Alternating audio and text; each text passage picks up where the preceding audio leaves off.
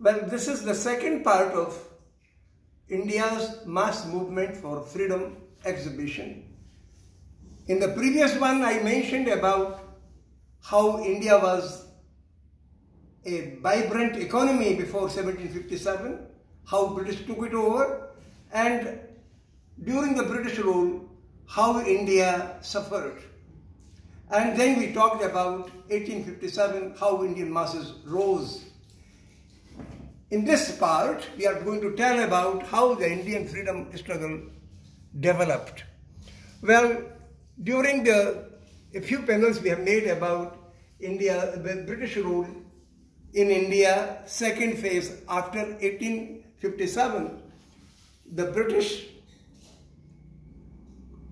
Crown took over power from East India Company, and it was a direct rule under Viceroy in India, British rule in India.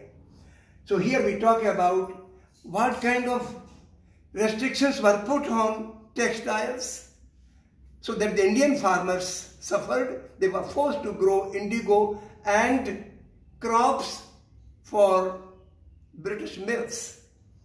And that was the period when Lancashire mills, textile mills developed in Britain, and to feed them, a lot of restrictions were put on Indian weavers, Indian producers, farmers, and as a result, India suffered severe famines. In 1898, there was a big famine in which about 14 million people died of starvation and disease.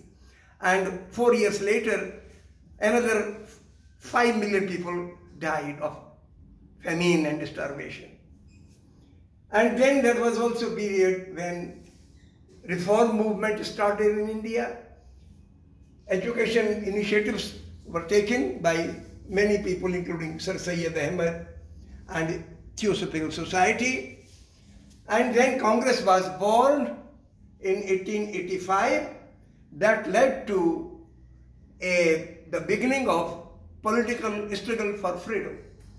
And then here we talk about how Indian masses started coming to the main struggle for freedom, starting from 1916 when Gandhi returned from South Africa after launching a successful campaign on Satyagraha against racism. So here we talk about it. And then the first mass movement in India, countrywide movement Gandhi started, was in 1919 against the roller bills.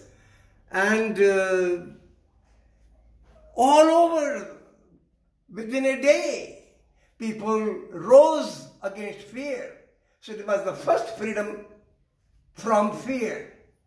And then Gandhi introduced Khadi, that emphasized the meaning of economic freedom, how to make India's economy that was subservient to British, to make it self-reliant. So that was the struggle that was carried here.